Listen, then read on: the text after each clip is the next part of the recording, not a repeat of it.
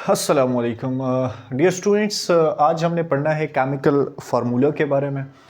तो chemical formula, इससे पहले हमने डिफरेंस पढ़ा था बिटवीन कंपाउंड एंड मिक्सचर और एवरेज एटॉमिक मास, जो कि 9th की केमिस्ट्री हमने स्टार्ट की है। तो केमिकल फार्मूला को स्टार्ट करते हैं। सबसे पहली बात है, what is chemical formula. Chemical formula क्या होता है, कैसे हम केमिकल फार्मूला को डिफाइन करेंगे। तो एक आसान सी डिफिनीशन हम केमिकल फार्मूला की करते हैं कि केमिकल फार्मूला हमारे पास है, it is the symbolic, it is the symbolic representation of a molecule of a compound।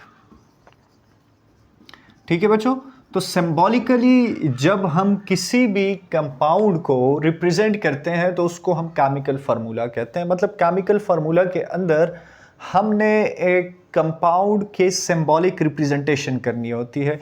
Compound की सिंबॉलिक रिप्रेजेंटेशन का मतलब है कि इसके अंदर जो एलिमेंट्स मौजूद है उसके हमने सिंबल लिखने हैं और साथ साथ में उसकी रेशो भी हमने लिखनी है। तो इसको हम सिंबॉलिक रिप्रेजेंटेशन कहते हैं। ठीक है। उसके बाद सेकंड नंबर पे ये है कि जो केमिकल फार्मूला है स्पेशली ये यूज़ होता है टू रिप्रेजेंट अ कंपाउंड। मतलब जो मिक्सचर हमने पढ़ा था, तो मिक्सचर का कोई केमिकल फार्मूला नहीं होता, कंपाउंड का केमिकल फार्मूला होता है। कंपाउंड्स को हमने रिप्रेजेंट करना होता है केमिकल फार्मूला की फॉर्म में। ठीक है।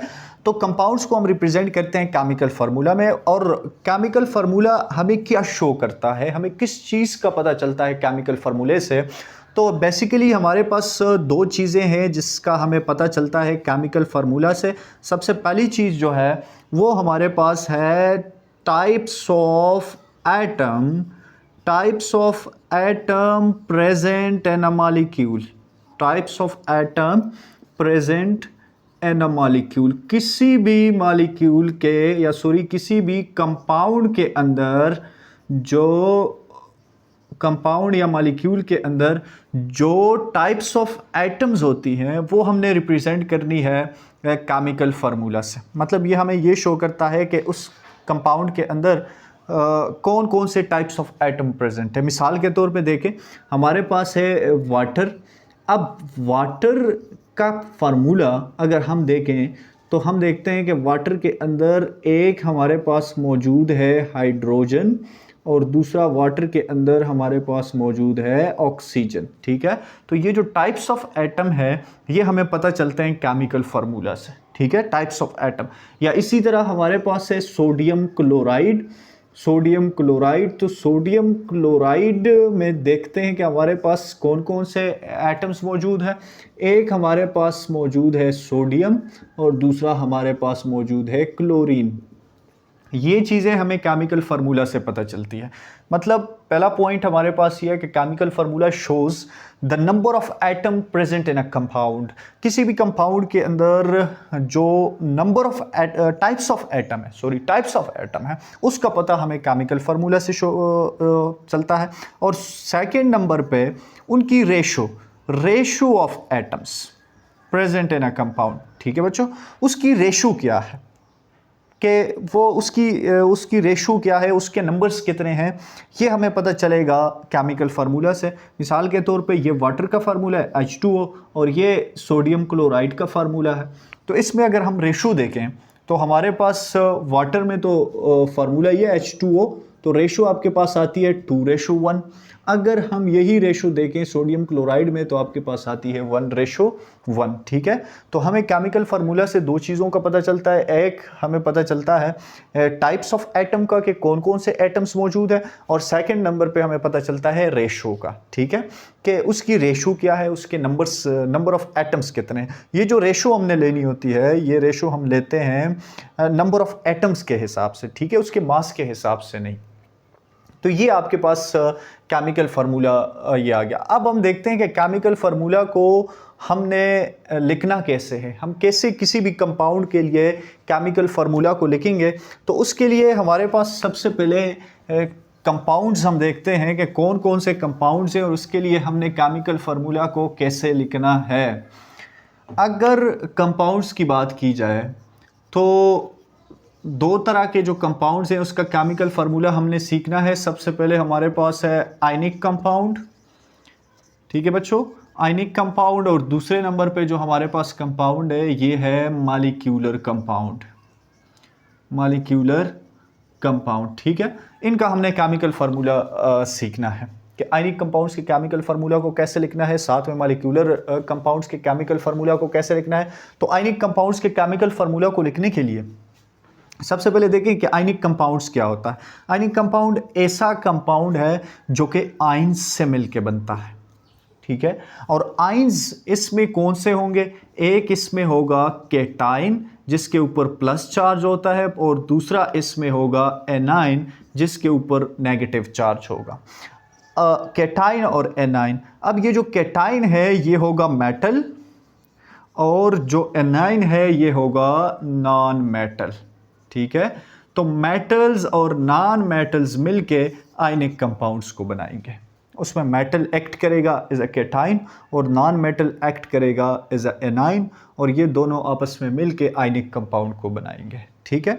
अब अगर हम बात करें इसके फार्मूले की कि हम कैसे आयनिक कंपाउंड का फार्मूला लिखेंगे, तो फार्मूले के लिए, आयनिक कंपाउंड के फार्मूले के लिए एक सिंपल सी बात आपने जहन में रखनी है कि सबसे पहले आपके पास मेटल, जो मेटल है या कोई भी एलिमेंट जो एक्ट करता है एज अ मेटल या मेटल की तरह एक्ट कर रहा है, मेटल की तरह एक्ट करने का मतलब है कि वो इलेक्ट्रॉन को लॉस करता है, कैटाइन बनाता है, वो हमने सबसे पहले लिखना है आयनिक कंपाउंड के फार्मूले के लिए। मेटल और या कोई ऐसा एटम जो कि मेटल की तरह एक्ट कर रहा है उसको हमने पहले लिखना है, प्लस सेकंड नंबर पे आपने नॉन मेटल को लिखना होता है, non metal, non metal second number पे आ गया, और उसके नाम के साथ आपने IDE लगाना है, ठीक है।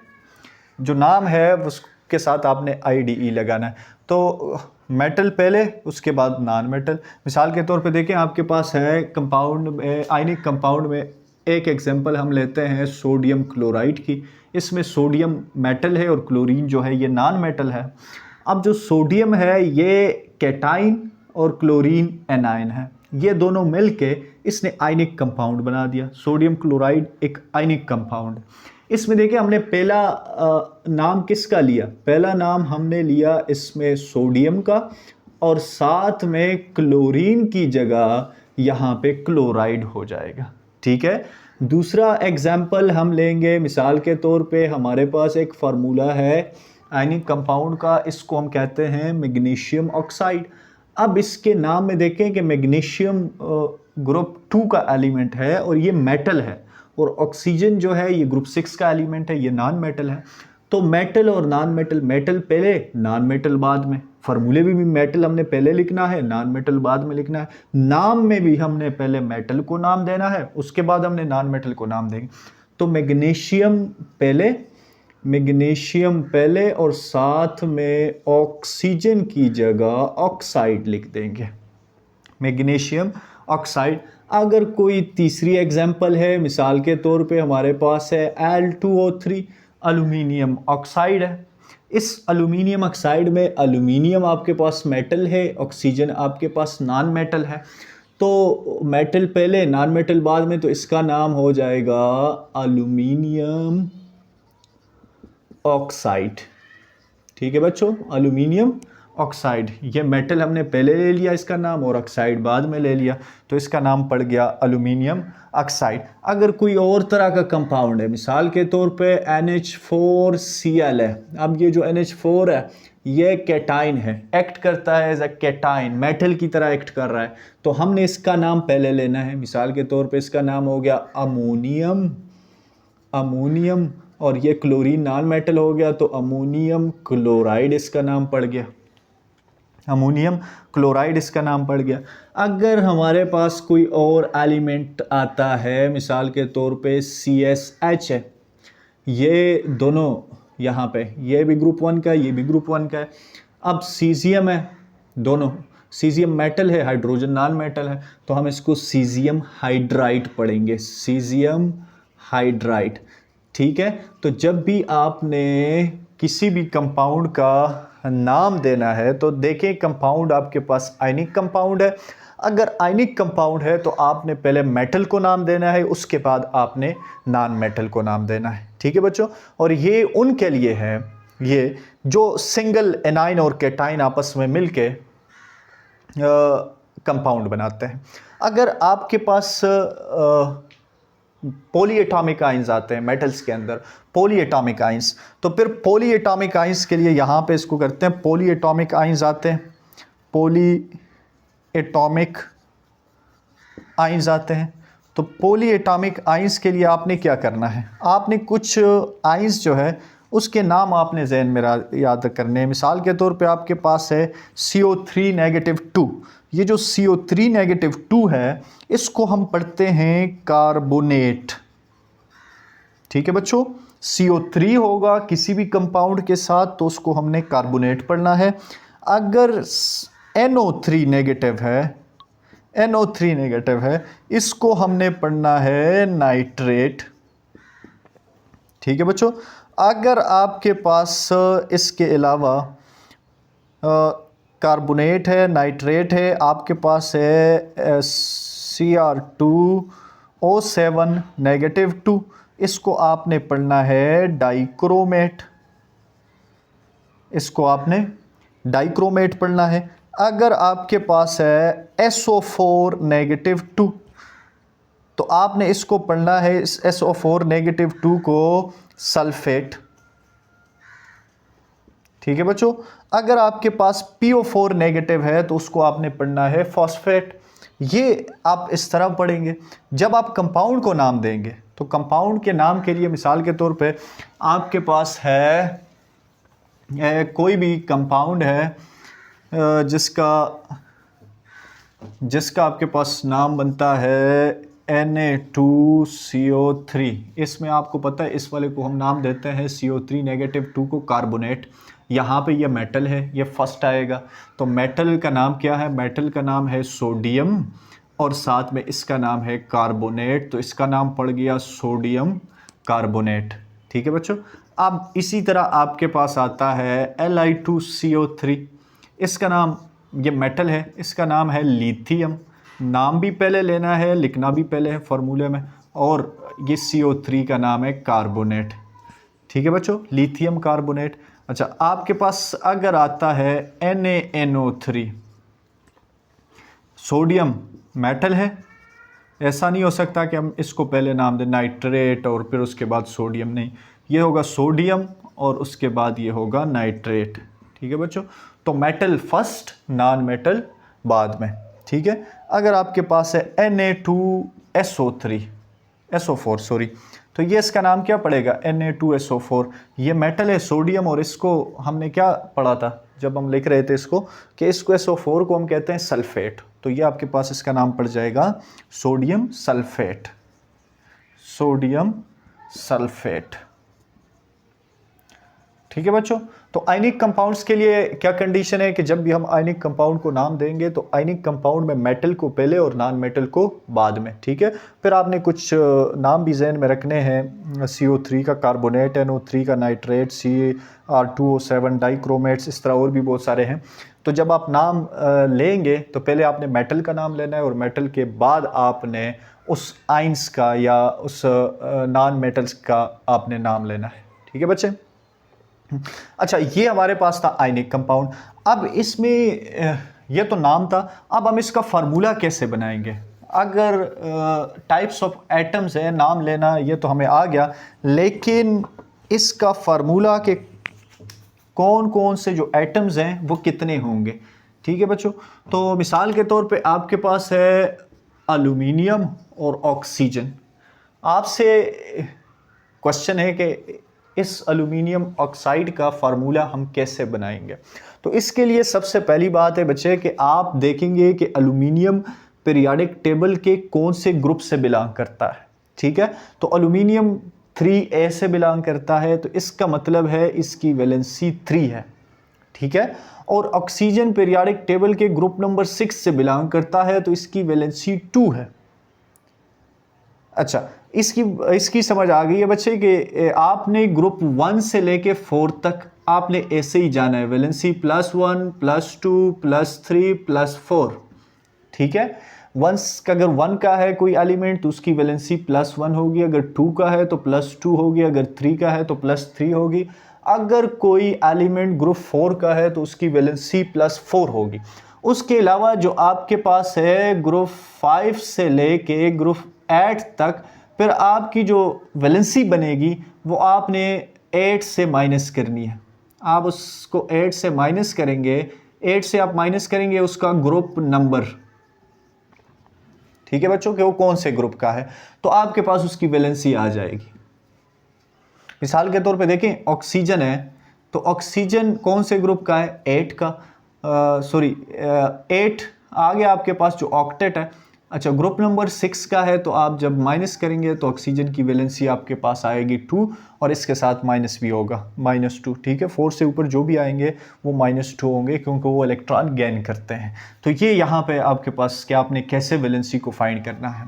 अच्छा, तो ये तो अलग टॉपिक है, इसको अलग पर डिस्कस करेंगे। यहाँ पे एल्यूमिनियम है, आप इसको क्रॉस मल्टीप्लाई करें, जब आप क्रॉस मल्टीप्लाई करेंगे तो ये आपके पास फार्मूला बनेगा Al2O3, एल्यूमिनियम ऑक्साइड बन गया, ठीक है। अब अगर हम दूसरा कोई मिसाल के तौर पे मेरे पास है सोडियम और क्लोरीन, इस सोडियम और क्लोरीन का फार्मूला मैंने बनाना है। तो सोडियम पहले ग्रुप से, इसकी वैलेंसी आ गई है +1, और क्लोरीन जो है ये 7वें ग्रुप से, इसकी वैलेंसी आ गई है -1, क्योंकि आप इसको 8 से माइनस करेंगे 7 को तो आपके पास 1 आएगा, -1। अब आप इसको क्रॉस मल्टीप्लाई करें तो आपके पास फार्मूला बनेगा NaCl, सोडियम क्लोराइड का। इसके अलावा आपके पास कोई कंपाउंड है, मिसाल के तौर पे मैंने फार्मूला बनाना है ऑक्सीजन का और F का, फ्लोरीन का, ठीक है। तो ऑक्सीजन और फ्लोरीन के फार्मूले को बनाने के लिए, ऑक्सीजन 6th ग्रुप का है पीरियोडिक टेबल की, इसकी वैलेंसी है माइनस, यहाँ पे ये प्लस होगी +2, और ये आपके पास 1 है। तो हम क्या करेंगे, ये क्रॉस मल्टीप्लाई करेंगे तो ये आपके पास बनेगा O2F, ठीक है बच्चों, O2F, क्योंकि ऑक्सीजन लेस इलेक्ट्रोनेगेटिव है पहले आएगा, ये ज़्यादा इलेक्ट्रोनेगेटिव है ये बाद में आएगा, तो ये आपके पास बनेगा O2F, ठीक है। सॉरी, O2F नहीं बल्कि OF2 आएगा, OF2, ऑक्सीजन डाइफ्लोराइड, ठीक है बच्चों। अच्छा, इसी तरह फार्मूला हमने इसी तरह बनाना है। अगर मिसाल के तौर पे मैंने फार्मूला बनाना है मैग्नीशियम का और नाइट्रोजन का, तो कैसे बनाएंगे बच्चे मैग्नीशियम और नाइट्रोजन का फार्मूला? चले, मैग्नीशियम कौन से ग्रुप से है पीरियोडिक टेबल के, ग्रुप नंबर 2 से, ऑक्सीजन ग्रुप नंबर 5 से है।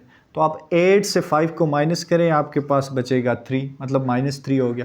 अब आप क्रॉस मल्टीप्लाई करें तो आपके पास फार्मूला बन गया Mg3N2, मैग्नीशियम नाइट्राइड।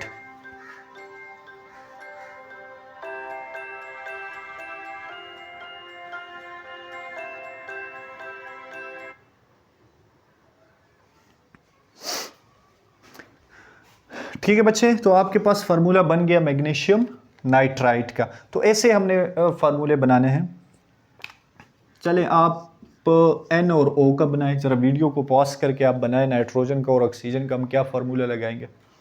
चलें, अच्छा, तो नाइट्रोजन को की वैलेंसी ये ग्रुप नंबर 5 से, 5A से, इसकी वैलेंसी है -3, ऑक्सीजन की वैलेंसी है -2, तो मल्टीप्लाई करते हैं इसको, तो ये आपके पास क्या बनेगा, N2O3 बनेगा, N2O3 बनेगा, ठीक है बच्चों। तो ये नाइट्रोजन और ऑक्सीजन की आपने इस तरह वैलेंस फार्मूला आपने बनाना है। अच्छा, अगर कार्बन और हाइड्रोजन का हमने करना है तो कार्बन कौन से ग्रुप से है, ग्रुप नंबर 4 से, 4 तक आपने एज इट इज़ जाना है। हाइड्रोजन ग्रुप नंबर 1 से है, तो क्रॉस मल्टीप्लाई करें तो ये आपके पास बनेगा CH4, ठीक है बच्चे। तो हम इस तरह फार्मूले को बनाएंगे। अच्छा, ये आपके पास था आयनिक कंपाउंड का। अब ज़रा मॉलिक्यूलर कंपाउंड पे जाते हैं कि उसको हम कैसे नाम देंगे, मॉलिक्यूलर कंपाउंड को। तो मॉलिक्यूलर कंपाउंड का फार्मूला हम कैसे लिखेंगे और उसको हमने नाम कैसे देना है, ठीक है बच्चों। तो मॉलिक्यूलर कंपाउंड का जो फार्मूला हम लिखेंगे उसमें सबसे पहली चीज़ आपके पास होगी प्रीफिक्स। आपने प्रीफिक्स लिखना है। ठीक है, प्रीफिक्स का मतलब है कि आपके पास है मोनो 1 के लिए आएगा, जो डाई है ये 2 के लिए आएगा, ट्राई आएगा 3 के लिए, और टेट्रा आएगा 4 के लिए, पेंटा आएगा 5 के लिए, and so on, hexa, hepta, octa. ठीक है। अच्छा, प्रीफिक्स के बाद आपने एलिमेंट लिखना है, एलिमेंट का नाम आपने लिखना है। प्रीफिक्स के बाद एलिमेंट, कौन सा एलिमेंट? जो लेस इलेक्ट्रोनेगेटिव है। उसके बाद दोबारा प्रीफिक्स, यही मोनो, डाई, ट्राई, टेट्रा, दोबारा। फिर आपने दोबारा नाम लिखना है किसका? दूसरे एलिमेंट का, जो कि मोर इलेक्ट्रोनेगेटिव है, मोर इलेक्ट्रोनेगेटिव है। ठीक है बच्चों, तो फार्मूला है, आप फार्मूला लिखा हुआ है और आपने उस फार्मूले को नाम देना है। फार्मूला बनाना आपने सीख लिया कि कितने एटम्स होंगे किस किस के। ठीक है, नाइट्रोजन के, ऑक्सीजन के, कोई भी होगा तो उसके कितने एटम्स होंगे, उसकी वैलेंसी से आपने ये देख लिया। अब आपने उसको पढ़ना कैसे? मिसाल के तौर पे आपके पास है N2O, नाइट्रोजन और ऑक्सीजन, ये लेस इलेक्ट्रोनेगेटिव है एज कंपेयर टू ऑक्सीजन, इसलिए नाइट्रोजन को हमने पहले लिख दिया, ऑक्सीजन को हमने बाद में लिख दिया। ठीक है, ये लेस इलेक्ट्रोनेगेटिव है, ये ज़्यादा इलेक्ट्रोनेगेटिव है। तो अब हमने इसको पढ़ना कैसे है? सबसे पहले जो इसका ये सबस्क्रिप्ट लिखा होता है, इसको हम सबस्क्रिप्ट कहते हैं। ये जो सबस्क्रिप्ट है ये इसका प्रीफिक्स है। तो आपने पढ़ना है, यहां पे 2 है तो आपने पढ़ना है डाई। उस प्रीफिक्स को पढ़ने के बाद आपने उस एलिमेंट का नाम पढ़ना है, डाई नाइट्रोजन। इसका नाम क्या हो जाएगा? Die nitrogen. ठीक है बच्चों, डाई नाइट्रोजन इसका नाम हो गया। अब डाई नाइट्रोजन के बाद आपने दोबारा प्रीफिक्स पढ़ना है, डाई नाइट्रोजन। अब यहां पे एक है, ऑक्सीजन है, इसके सबस्क्रिप्ट में कुछ भी नहीं है, मतलब 1 है, तो आप इसको डाई नाइट्रोजन ऑक्साइड भी पढ़ सकते हैं और डाई नाइट्रोजन मोनोऑक्साइड। ठीक है बच्चों, डाई नाइट्रोजन मोनोऑक्साइड। अच्छा, आपके पास एक कार्बन और ऑक्सीजन।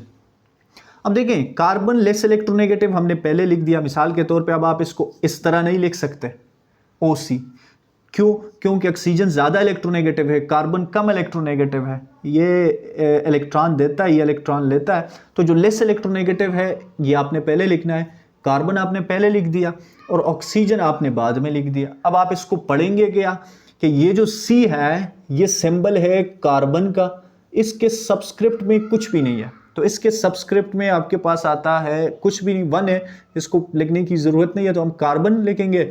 और ऑक्सीजन आपके पास इसके सबस्क्रिप्ट में कुछ नहीं है, इसका मतलब है 1 है, तो आप इसको पढ़ेंगे कार्बन मोनोऑक्साइड। ठीक है बच्चों, कार्बन मोनोऑक्साइड। अच्छा, इसके अलावा तीसरे नंबर पे हम जो एग्जांपल सॉल्व करते हैं ये है CO2।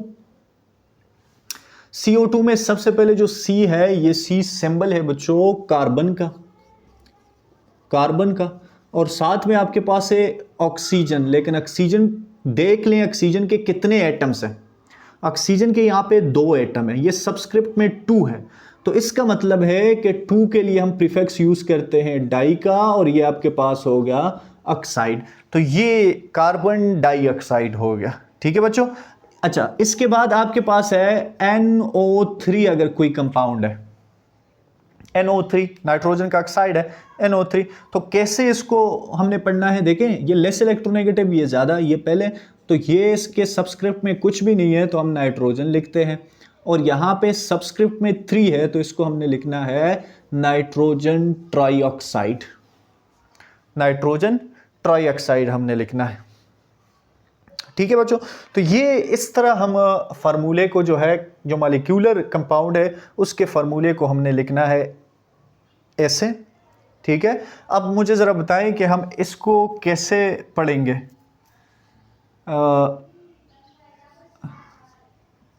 SO3 है,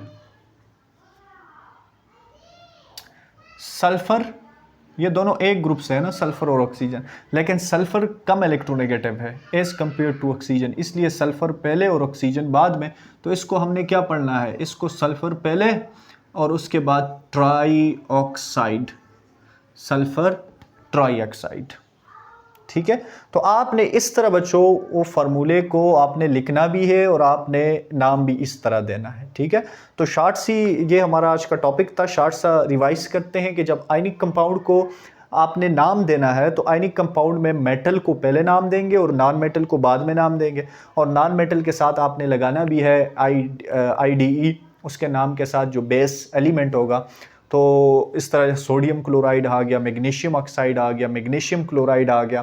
फिर आप उसका फार्मूला बना रहे थे तो उसमें भी आपने उसकी वैलेंसी को देख के आपने उसको क्रॉस मल्टीप्लाई किया।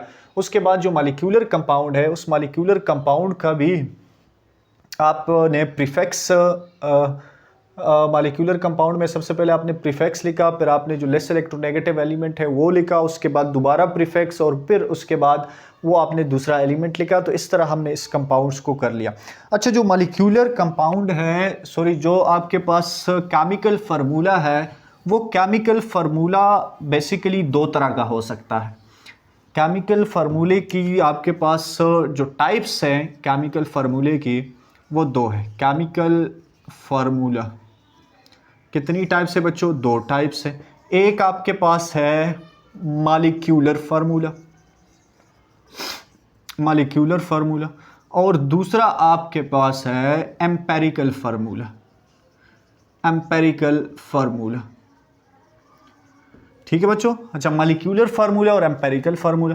तो जो मॉलिक्यूलर फार्मूला है ये ऐसा फार्मूला है जो कि एक्चुअल नंबर ऑफ एटम्स को रिप्रेजेंट करता है। The formula which shows the actual number of atom present in a molecule और कंपाउंड, इसको हम क्या कहते हैं? मॉलिक्यूलर फार्मूला कहते हैं। मिसाल के तौर पे आपके पास है C6H12O6, ये आपके पास ग्लूकोज का फार्मूला आ गया। यही फार्मूला इसमें एक्चुअल नंबर ऑफ एटम्स हमने लिख दिया। अच्छा, इसके अलावा आपके पास फार्मूला आता है H2O2 का, हाइड्रोजन, ये ग्लूकोज का फार्मूला हो गया।